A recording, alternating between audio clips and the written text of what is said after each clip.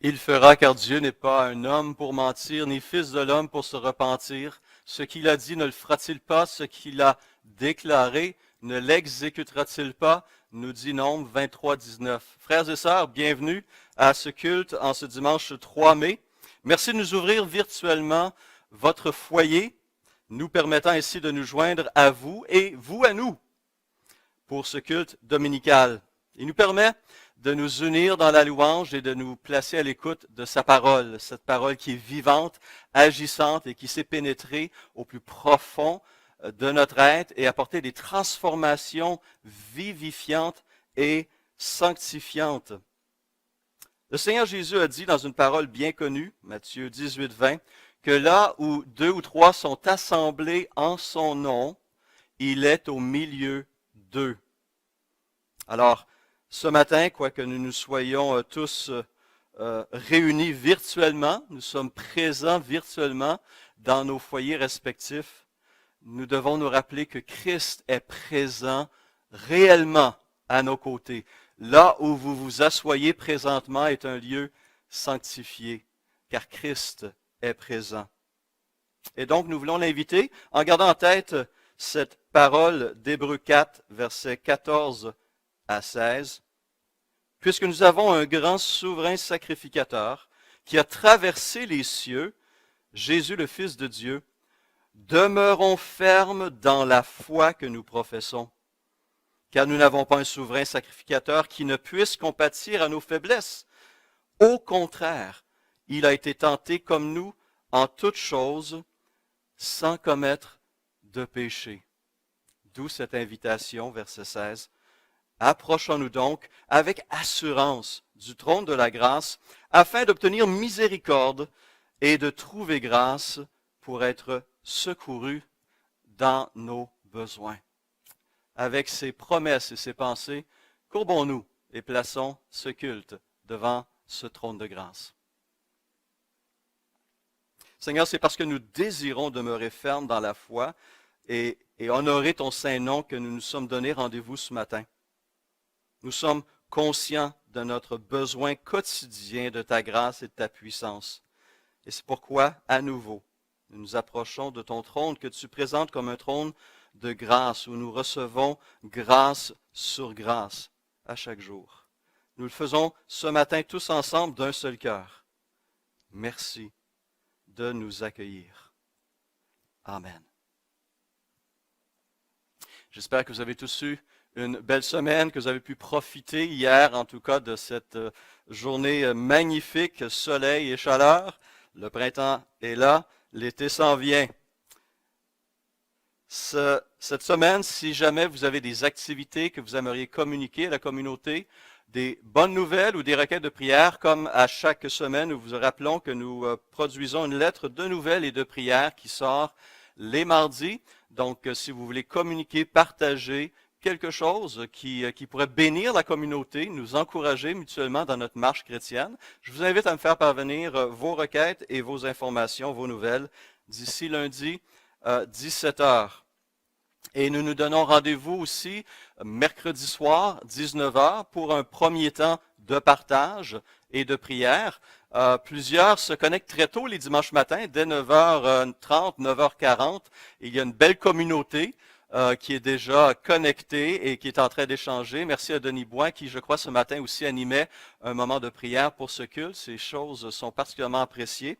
Et plusieurs restent aussi après ce culte jusqu'à une demi-heure pour échanger, prendre les nouvelles des uns des autres. Nous désirons faire la même chose en milieu de semaine, les mercredis soirs. Donc, vous êtes les bienvenus à compter de 19 heures à travers la plateforme Zoom et vous trouvez le lien sur le site web de l'Église. Nous allons aussi cette semaine poursuivre notre série d'études bibliques intitulée « Un si grand salut, l'œuvre de Jésus-Christ à la croix ». Et la vérité que nous allons explorer ensemble, une vérité qui nous touche non seulement dans notre relation avec Dieu, mais aussi les uns avec les autres, mais particulièrement avec Dieu, c'est le thème de la réconciliation. Qu'est-ce que cette réconciliation entre la créature et son Créateur représente? Et comment cela s'est fait? Donc, un rendez-vous mercredi soir à 19 heures. Dans ce que Christ accomplit en nous, il désire créer en nous des adorateurs, des hommes et des femmes qui sont conscients de la réalité de Dieu, de la grandeur de Dieu, de la bonté et de la sainteté de Dieu. Notre désir à travers cela aussi, dans notre marche quotidienne, est de lui plaire de toutes les manières possibles. Et la Bible nous présente plusieurs façons de le faire. Eh bien, une des façons qui nous est présentée pour honorer le Seigneur Jésus est mentionnée, par exemple, en Proverbe 3, verset 9, qui dit ceci. Honore l'Éternel, comment? Avec tous tes biens et avec les prémices de tout ton revenu.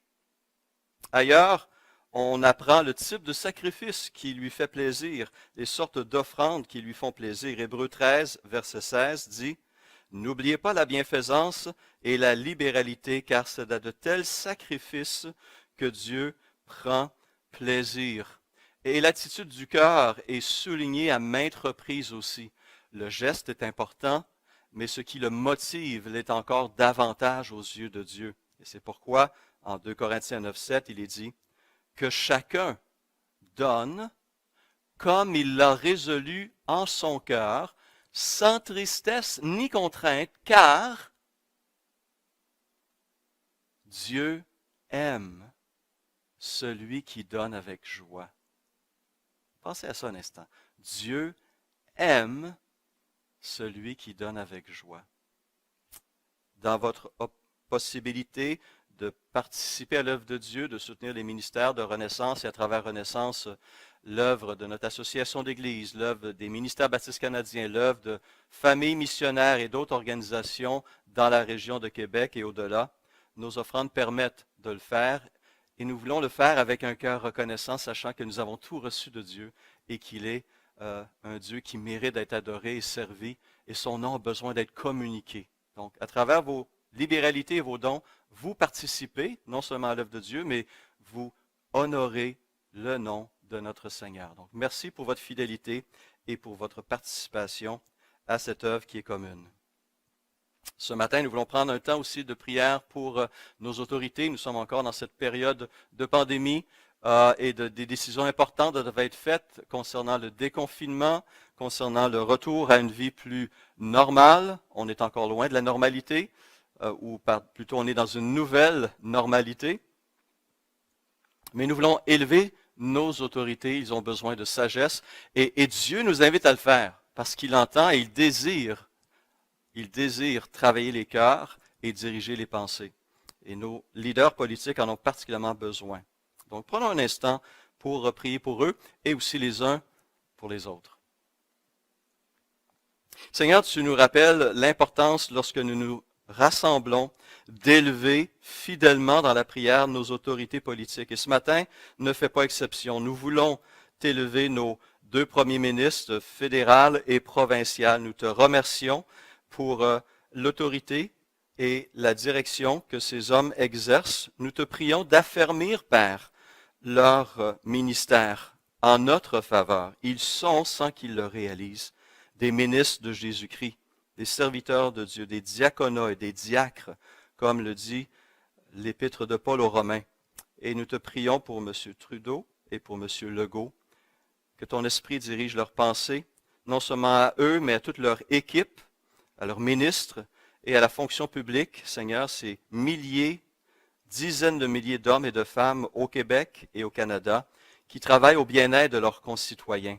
Nous sommes particulièrement privilégiés au Canada et au Québec, Seigneur. Nous vivons dans un pays riche où coule, pour reprendre l'expression biblique, le lait et le miel, une prospérité évidente qui n'est pas le lot de la majorité de la population de la terre. Alors, pour ces conditions dans lesquelles nous nous trouvons, Seigneur, nous te disons merci, mais nous voulons être aussi de bons intendants et nous voulons que nos gouvernants, nos élus, le soient aussi. Le soient aussi, Seigneur. Alors, s'il te plaît, viens diriger leurs pensées et viens bénir le travail de leurs mains. Et pour nous, Seigneur, en tant que citoyens, aide-nous à marcher dans la soumission à ses autorités, dans le respect des lois justes, des lois qui sont là pour notre bien-être. Dirige-nous dans nos relations interpersonnelles avec nos voisins, nos collègues de travail, notre famille. Nous avons besoin jour après jour d'être renouvelés, Seigneur, dans ces bonnes attitudes et dans ces intentions pour la gloire de ton nom et pour le rayonnement de ta parole. Seigneur, ce matin, je pense en particulier à Jean-Pierre Caron et Marie-Claude Rocher qui reviennent du Mexique, qui seront de retour à Québec demain. Puisses-tu continuer à mettre ta main sur eux, à les protéger durant ce voyage et leur permettre d'arriver sains et saufs. Pour ceux, Seigneur, qui sont en isolement à cause de leur âge ou de leur état de santé, puisses-tu leur donner aussi une grâce et une patience particulière dans les circonstances dans lesquelles nous nous trouvons. Renouvelle, Seigneur, la réalité, l'assurance de ta présence à leur côté. Viens les porter et les diriger et prends-les par ta main pour prendre soin d'eux et les rassurer, s'il te plaît. Amen.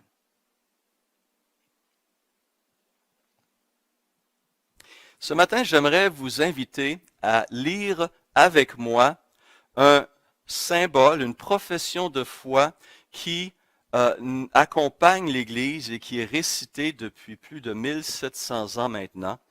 Un texte bien connu qui s'appelle le symbole des apôtres. Il est bien, c'est plutôt rare dans nos pratiques à nous, mais il est bien de temps en temps de se rappeler ces déclarations de foi qui ont fait l'épreuve du temps et qui résument d'une façon concise et solide les grandes vérités dans lesquelles nous plaçons notre confiance. Alors, je vous invite maintenant à lire le symbole des apôtres que vous trouvez à l'écran et qui dit ceci, et je vous invite à suivre avec moi. Je crois en Dieu, le Père Tout-Puissant, Créateur du ciel et de la terre, et en Jésus-Christ, son Fils unique, notre Seigneur, qui a été conçu du Saint-Esprit et qui est né de la Vierge Marie. Il a souffert sous Ponce Pilate, il a été crucifié, il est mort, il a été enseveli, il est descendu aux enfers. Le troisième jour, il est ressuscité des morts. Il est monté au ciel, il est assis à la droite de Dieu, le Père Tout-Puissant, d'où il viendra pour juger les vivants et les morts. Je crois en l'Esprit Saint, à la Sainte Église universelle, à la communion des saints, à la rémission des péchés, à la résurrection de la chair et à la vie. Amen. Et la raison pourquoi je voulais lire ce symbole des apôtres, c'est pour rappeler justement cette foi qui a été transmise siècle après siècle. Maintenant, tournons-nous dans la parole et je vous invite à prendre avec moi la parole du jour, la parole du sermon ce matin, Deutéronome chapitre 6, et nous allons lire les versets 1 à 9. Voici les commandements, les prescriptions et les règles que l'Éternel, votre Dieu, a ordonné de vous enseigner, afin que vous les mettiez en pratique dans le pays dont vous allez prendre possession, afin que tu craignes l'Éternel, ton Dieu, en respectant tous les jours de ta vie, toi, ainsi que ton fils et ton petit-fils, toutes ces prescriptions et tous ces commandements que je te donne, afin que tu vives longtemps. Tu les écouteras donc, Israël, et tu veilleras à les mettre en pratique, afin d'être heureux et de devenir très nombreux, comme te l'a dit l'Éternel, le Dieu de tes ancêtres, en te promettant un pays où coule le lait et le miel. Et à partir du verset 4 et suivant, nous avons cette grande confession de foi d'Israël. Écoute, Israël, l'Éternel, notre Dieu, est le seul éternel. Tu aimeras l'Éternel ton Dieu de tout ton cœur, de toute ton âme et de toute ta force. Les commandements que je te donne aujourd'hui seront dans ton cœur. Tu les répéteras à tes enfants et tu en parleras quand tu seras chez toi, quand tu seras en voyage, quand tu te coucheras et quand tu te lèveras. Tu les attacheras à tes mains comme un signe et ils seront comme une marque entre tes yeux. Tu les écriras sur les montants de ta porte, de la porte de ta maison et sur les portes de tes villes. Ici s'arrête la lecture de la parole. Prions. Seigneur, nous nous plaçons devant ce texte, cette parole qui justement demeure ta parole, parole vivante, parole qui est aussi pour nous ce matin parce qu'elle veut nous diriger, Seigneur, dans un domaine de notre vie qui nous est cher et important. Alors merci de renouveler nos pensées par elle et notre vécu quotidien. Amen. Alors, ce matin, nous voulons reprendre la série que nous avons commencée à la mi-février, lorsque nous avons commencé à regarder cet article de notre déclaration de foi, l'Église. Nous étions rendus à l'Église. Et nous avons commencé à réfléchir avec vous sur ce thème, l'Église à l'aube des années 2020, une décennie de défis et d'opportunités. Ceux qui ont de bonne mémoire vont se rappeler que nous avons vu dans un premier temps la question de la croissance de l'Église. Et nous avons dit que, quoique le Seigneur nous a bénis par une croissance numérique au cours des dernières années, croissance numérique n'est pas synonyme de croissance spirituelle et qu'elle n'est pas un signe parfait pour indiquer si l'Église est fidèle à son maître ou pas et si elle est soumise à sa parole. On se rappelle évidemment que bien des sectes grandissent, mais leur message est faux. Alors il faut mettre l'accent, lorsqu'on parle de croissance, il faut mettre l'accent sur la transformation spirituelle, la transformation et le renouvellement du cœur, des pensées et de la vie en général des disciples de Jésus-Christ, à leur ressemblance croissante à l'image de leur Seigneur Jésus-Christ. Dans un deuxième temps, nous avons aussi souligné l'importance du témoignage dans la vie de tout disciple de Jésus-Christ.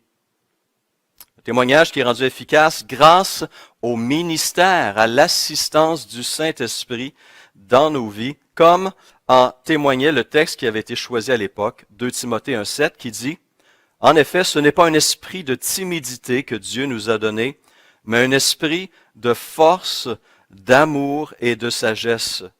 N'aie donc pas honte du témoignage à rendre à notre Seigneur, invite Paul à Timothée. » Eh bien, nous poursuivons cette réflexion sur l'avenir de l'Église, sur le présent et sur l'avenir, en vous parlant ce matin de transmission. Non pas la transmission du coronavirus, mais la transmission de la foi. Une expression qui revient à plusieurs reprises dans les Écritures et que j'aime bien, c'est cette expression de génération en génération. On la retrouve à plusieurs reprises dans l'Ancien Testament tout particulièrement. Parlant des actes de Dieu, par exemple, on lit dans le psaume 119, verset 90, « De génération en génération, ta fidélité demeure, subsiste. Tu as fondé la terre et elle demeure ferme. » Les effets de la création se poursuivent parce que Dieu continue à la soutenir. Le prophète Daniel, de même, écrit « Que ses signes sont grands, que ses prodiges sont puissants, son règne est un règne éternel, et sa domination subsiste de génération en génération. » Le Seigneur d'Adam était le même Seigneur de Moïse, de David, de Paul et de Stéphane Couture. Et il demeure Seigneur de génération en génération. Et quel est le fait de cette réalisation, de cette fidélité du Seigneur envers sa création? Le psaume 135, 13 le dit ainsi, « Éternel, ton nom subsiste à toujours. Ta mémoire dure de génération en génération. » Le souvenir de ces actes salvateurs du passé doivent être proclamés aujourd'hui à toutes les générations présentes. Et le message de la croix doit être annoncé aussi de génération en génération, parce que ce message transforme encore aujourd'hui des vies. Nous te célébrerons éternellement, dit le psaume 79, de génération en génération, nous publierons tes louanges. J'expliquais précédemment que c'est la préoccupation de tout parent chrétien de voir leur enfant venir au salut en Jésus-Christ. Mais il n'y a aucune garantie dans les Écritures que tous les enfants de parents chrétiens vont se convertir. Et je fais référence à l'exemple du dernier des juges, Samuel. Samuel est un don de Dieu à sa maman Anne qui souhaitait ardemment avoir un enfant, mais n'y arrivait pas. Et elle a prié et Dieu lui a donné Samuel. Et en retour, elle a offert à son tour Samuel à Dieu pour qu'il le serve et soit à son service toute sa vie. Et Samuel a été pris en charge par celui qui était sacrificateur à l'époque, un dénommé Élie. Élie sans E, à ne pas confondre avec le prophète. Et à travers cette vie de service, ce service dans le tabernacle, ce service auprès du sacrificateur Élie, éventuellement Samuel est devenu un grand homme de Dieu, le plus grand des juges. Il a été pris en charge à l'âge de 3 ans. Il a été gardé dans les voies de Dieu. Éventuellement, Samuel viendra exercer un puissant ministère en Israël. Mais notons aussi que Samuel a grandi à l'ombre des enfants, les 2 garçons d'Élie, qui étaient de très mauvais exemples. Ces 2 hommes, ces 2 fils d'Élie ont tordu les Écritures, ont méprisé la loi, ont exploité les personnes vulnérables et éventuellement, le jugement de Dieu s'est abattu sur ces 2 hommes, mais aussi sur Élie et sa famille, parce que Élie avait refusé d'exercer la discipline, la saine discipline envers ses fils et les a laissés aller, alors qu'il aurait dû placer l'honneur de Dieu en priorité. Et à travers cela, il aurait pu protéger davantage ses garçons. Mais il les a laissés aller et éventuellement, ils ont été jugés et ils sont morts sur le champ de bataille. Mais à travers toutes ces choses, Samuel est devenu un grand serviteur de Dieu et il a servi son Dieu d'une manière admirable et réelle et profonde. Mais ce qui est intéressant à réaliser, c'est que lui-même n'a pas réussi à transmettre sa foi à ses propres garçons. En 1 Samuel 8, nous lisons ceci. Lorsque Samuel devint vieux, il établit ses fils juges sur Israël. Son fils aîné se nommait Joël et le second Abijah. Ils étaient juges à Beersheba. Les fils de Samuel ne marchèrent pas sur ses traces. Ils se livraient à des profits malhonnêtes, acceptaient des cadeaux et tordaient le droit. Tous les anciens d'Israël se rassemblèrent et allèrent trouver Samuel à Rama et lui dirent, « Te voilà vieux, et tes fils ne marchent pas sur tes traces. Maintenant, établis sur nous un roi pour nous juger. » Remarquons, les fils de Samuel, un fidèle serviteur de Dieu, un homme à travers qui Dieu a agi, a parlé et s'est manifesté à la population, même ces garçons n'ont pas demeuré fidèles à cette parole, n'ont pas reçu cette foi qui sauve.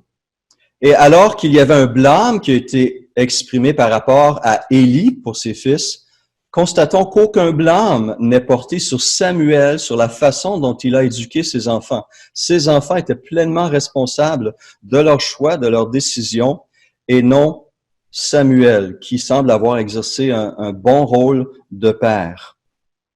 Et donc cela vient tout simplement souligner cette vérité difficile à recevoir. Ce n'est pas tous les enfants de parents chrétiens qui deviendront croyants à leur tour. On se rappelle entre autres Matthieu chapitre 10, versets 34 à 36, où Jésus dit que la foi va venir même diviser des familles, père contre fils, fils contre père. Mais il y a une vérité ce matin que je vous invite à graver dans votre cœur. Une vérité qui me rassure beaucoup, moi en tant que papa, qui aussi tous les jours plaide devant le trône de son Dieu pour le salut de ses enfants. Nous avons en Dieu un Père qui comprend, qui sait ce qu'on ressent lorsqu'on voit un de ses enfants s'éloigner de lui. Voici comment Dieu communique cette réalité en Osée, chapitre 11, versets 1 et 2. Et je vous lis la version Semeur. Osée 11, 1 et 2. On lit ceci. Quand Israël était enfant, je l'ai aimé. Alors j'ai appelé mon fils à sortir de l'Égypte. Mais, on pourrait dire mais, d'autres l'ont appelé. Et il s'est éloigné à cause d'eux. C'est au Baal qu'il sacrifie, aux idoles taillées qu'il offre de l'encens. Pourtant, c'est moi qui, pour ses premiers pas, ai guidé Éphraïm et qui l'ai porté dans mes bras. Mais il n'a pas voulu savoir que moi, je prenais soin de lui. Dieu lui-même se présente sous les traits d'un père qui voit ses enfants lui désobéir et s'éloigner de son autorité, s'éloigner de sa loi, s'éloigner de lui. Dieu connaît par expérience la douleur du rejet.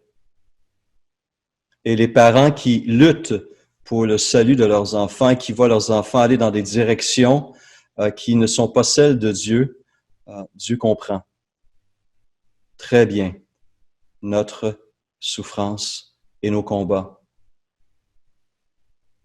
Un enfant rebelle va demeurer un test de notre foi. Une épreuve qui rappelle à quel point il est toujours important, jour après jour, de marcher par la foi et non par la vue. Et à continuer à garder espoir et à prier, sachant aussi que Dieu sait comment ramener des fils et des filles prodigues à la maison. Et en fait, le salut de nos enfants, la marche dans l'obéissance de nos enfants est une préoccupation divine ancienne. Et c'est ici que je veux faire référence à cette parole de Deutéronome, chapitre 6. Rappelons-nous que le livre de Deutéronome est une reprise de la loi qui avait été promulguée au mont Sinaï et qui se retrouve en Exode 20 à 23. Deutéronome est aussi une reprise des lois du Lévitique et des Nombres à l'occasion du renouvellement de l'Alliance dans les plaines de Moab, alors que une nouvelle génération était sur le point d'entrer dans la terre promise. Moïse, âgé, prend le temps de rappeler à cette nouvelle génération et de renouveler l'alliance dans les plaines de Moab avec le peuple de Dieu.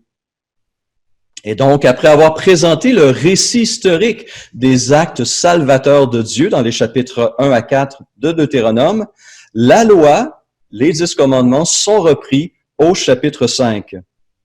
Puis, au chapitre 6, Moïse va donner des indications précises sur ce que les Israélites devaient faire avec cette loi.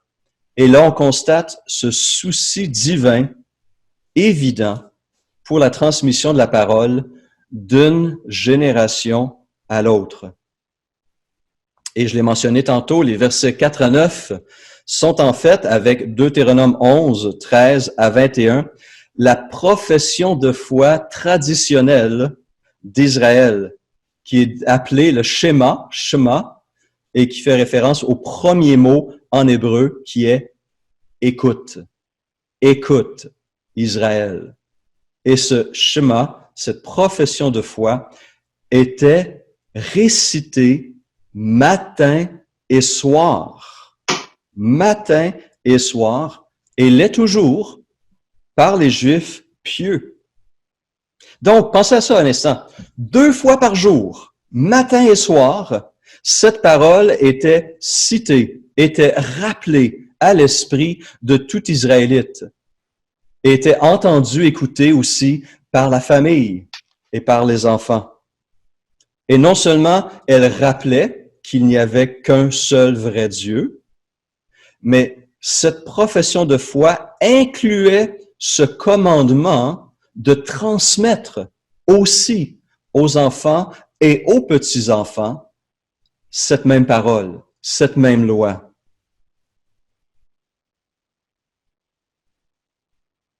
Au cœur du devoir fondamental d'un Israélite se trouvait la responsabilité de transmettre le message de la loi, de transmettre la loi à ses enfants, et non pas simplement pour lui-même de la croire et de la vivre, mais de la communiquer. Alors, comment peut-on transmettre sa foi, le message de la parole à ses enfants et à ses petits-enfants? Eh bien, je crois que cette profession de foi nous donne des directives concises et claires sur la façon de le faire. Et la première ne concerne pas les enfants, mais va les marquer profondément. Pour bien vivre une transmission de sa foi à ses enfants et ses petits-enfants, un parent chrétien doit d'abord et avant tout aimer lui-même Dieu et obéir à sa parole. Avant toute autre chose, la parole doit être une réalité vécue dans ma vie et à travers ma vie. Remarquez comment il le dit au verset 6. Les commandements que je te donne aujourd'hui seront dans ton cœur. Elle doit être au fond, au fin fond de son être, à son cœur, le cœur qui est le centre de la volonté, des émotions et des choix que nous faisons, de nos motivations les plus fondamentales. La parole doit se trouver au plus profond de notre être. Elle doit être intériorisée. Et ensuite, elle pourra influencer nos pensées, nos paroles et nos gestes. Ce qui nous amène à nous poser une première question en tant qu'adultes, pas seulement parents, mais en tant qu'adultes et parents. Quelle est mon attitude vis-à-vis la parole de Dieu? Quelle place la parole de Dieu a-t-elle dans ma vie? Comment est-ce que je l'aperçois? Et je vous invite à relire, ça fait peut-être un temps, et c'est pas tout à fait une courte lecture, mais une lecture très riche, du psaume 119. Et vous allez remarquer comment l'auteur de ce psaume était en amour, je peux le dire comme ça, en amour avec la parole de Dieu. Et rappelons-nous que lorsque le psaume 119 a été écrit, ce qu'on appelle la parole de Dieu consistait essentiellement aux 5 premiers livres seulement de la Bible, ce qu'on appelle le Pentateuque, les 5 livres de Moïse, de Genèse à Deutéronome. Il n'avait que ces 5 livres, mais remarquez à quel point ces 5 livres le transformaient, le réjouissaient, le bénissaient profondément. Je cite quelques exemples ici. Verset 103. Cette parole était bonne comme du miel. Il dit que tes paroles sont douces pour mon palais. Elles sont plus douces que le miel à ma bouche. Ou encore, pour lui, cette loi était droite et juste et non un fardeau. Elle était une lumière qui dirige sûrement sa conduite. Verset 105. Ta parole est une lampe à mes pieds et une lumière sur mon sentier. Elle est présentée à plusieurs reprises comme un précieux trésor, à d'autres moments comme une source de liberté et de grande joie. Verset 14, j'ai autant de joie à suivre tes instructions que si je possédais tous les trésors. Il se délectait de la loi et était constamment en train de la méditer. Clairement, on a un homme ici qui aimait profondément la parole de Dieu et qui la méditait jour et nuit. Nous possédons bien plus que les 5 premiers livres de la Bible. nous n'avons bien plus que cette première révélation. Nous avons entre les mains la révélation complète de la volonté de Dieu et du plan de Dieu pour l'univers. Et nous avons le plan complet, le salut accompli par Christ il y a 2000 ans, alors que Moïse et les autres n'avaient pas cette pleine image. Nous avons dans les Écritures le plan complètement révélé de Dieu. Et nous devrions être en admiration devant ce qu'il nous révèle. Est-ce que cette parole a toute sa place dans notre vie? Est-ce que nos enfants voient que cette parole a toute sa place dans notre vie? Alors, intéressant. Quel est le premier commandement qui est mentionné ici? Verset 5.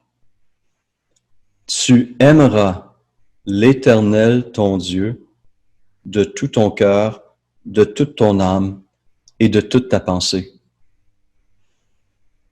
Alors, est-ce possible d'ordonner à quelqu'un d'aimer Dieu?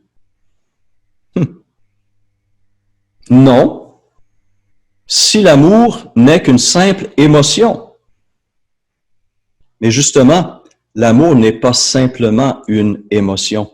Dans la vie du croyant, l'amour est un acte, comme dans la vie courante. L'amour devrait être un acte de la volonté avant même d'être une émotion. Nous choisissons d'entrer dans une relation d'amour avec Dieu et avec les autres personnes, peu importe comment on se sent. L'amour n'est pas un simple sentiment, une simple émotion exotique. L'amour va profondément marquer ma marche quotidienne, ma façon d'agir. Après tout, Dieu a tant aimé le monde qu'il a donné. Son amour a conduit à une action concrète, une action qui a contribué au salut de millions et de millions de créatures humaines à travers les siècles et va continuer à le faire. Son amour l'a amené à agir. Une note dans la Bible du Sommeur, sous ce verset 6 à 9, dit ceci. L'amour pour le Seigneur est indissociable à l'obéissance à ses lois. L'obéissance est l'expression de cet amour. Un amour sans obéissance serait superficiel, pure sentimentalité ou mysticisme. Mais l'obéissance sans amour verse dans un légalisme stérile. Obéir avec amour, par amour. Aimer Dieu et l'adorer est en fait le plus grand des privilèges donnés à l'homme. Une personne qui réussit à le faire démontre l'action salvatrice de Dieu dans son cœur, dans ses pensées, dans sa vie. Donc, avant de penser de transmettre la parole à ses enfants, il faut d'abord et avant tout la vivre soi-même, y croire soi-même. Un exemple qui m'a marqué très tôt dans ma vie chrétienne et au tout début de mon ministère chrétien, c'est l'exemple d'un grand serviteur de Dieu que Dieu s'est servi pour donner un avenir à Israël alors qu'Israël avait été amené en captivité, sa ville rasée, le peuple était découragé. Dieu envoie un serviteur du nom d'Esdras qui vient pour rappeler l'alliance et rappeler que le peuple a un avenir. Et il a été utilisé par Dieu pour communiquer la loi et ramener le peuple, le cœur du peuple, à l'obéissance à Dieu. Mais voici comment c'est décrit. En Esdras 7, et je résume ici, verset 1er. Après cela, au cours du règne d'Artaxerxès sur la Perse, arriva Esdras, fils de Séraja, et ensuite chapitre 7, toujours, verset 6. Cet Esdras monta de Babylone. C'était un scribe versé dans la loi de Moïse, donnée par l'Éternel. Et comme la main de l'Éternel, son Dieu, reposait sur lui, n'est-ce pas signe de bénédiction de Dieu, le roi lui accorda tout ce qu'il avait demandé. Verset 8. Esdras arriva à Jérusalem le 5e mois de la 7e année du règne d'Artaxerxès. Parti de Babylone le premier jour du premier mois, il arriva à Jérusalem le premier du 5e mois. Un voyage de 4 mois, imaginez, dans des conditions parfois périlleuses. Mais le verset ajoute, il arriva, car la bonne main de son Dieu reposait sur lui. Alors, pourquoi la bonne main de son Dieu reposait sur lui? Regardons le verset 10 d'Esdras 7 pour avoir la réponse. En effet, ou car, ou parce que Esdras avait appliqué son cœur à étudier et à mettre en pratique la loi de l'Éternel et à enseigner ses prescriptions et règles en Israël. Remarquez dans ce verset d'Esdras 7.10, ces 3 étapes que tout croyant doit suivre, essentiellement, et tout parent chrétien devrait suivre. D'abord, il a appliqué son cœur à étudier la parole de Dieu. Deuxièmement, il a appliqué son cœur à la mettre en pratique. Puis, troisièmement, il a appliqué son cœur à l'enseigner aux autres. Pour moi, cet exemple d'Esdras est un bon modèle pour le parent chrétien. Ma vie doit refléter la volonté de Dieu pour qu'elle puisse communiquer aussi cette réalité à mes enfants. Dire sans faire, vous le savez, donne très peu de résultats. Et je dois me le rappeler tous les jours, moi qui est prédicateur de la parole, je dois moi-même chercher à intégrer cette parole dans ma vie avant de pouvoir vous la communiquer. C'est tout un défi, vous le savez.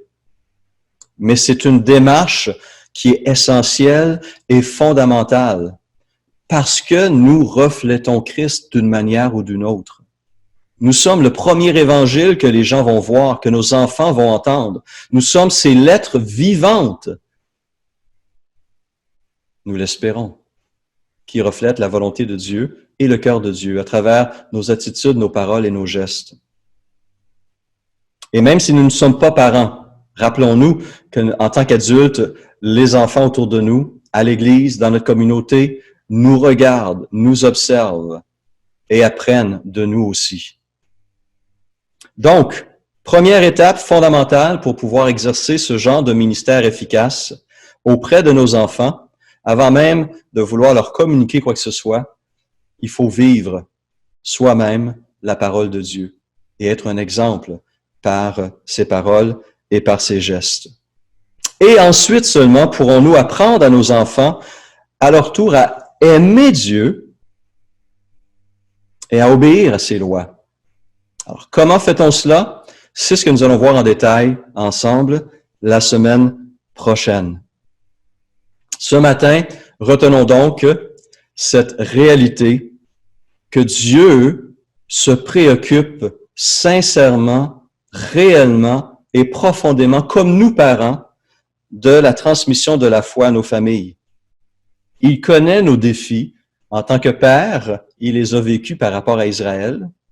Lui-même a connu cette désobéissance, cet éloignement spirituel de ses enfants d'Israël et d'Éphraïm. Mais il souhaite aussi venir à notre aide dans cette tâche qui est fondamentale.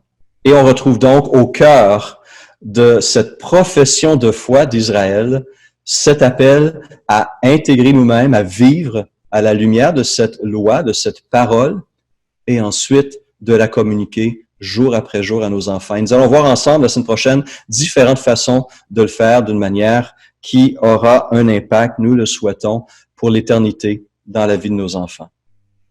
Alors, nous sommes maintenant connectés toujours à Zoom.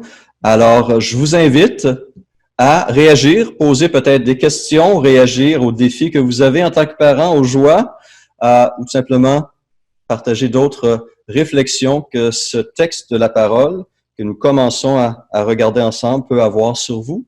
Donc, la parole vous est donnée. Si vous voulez dire quoi que ce soit, vous avez peser sur votre barre d'espacement pour prendre la parole.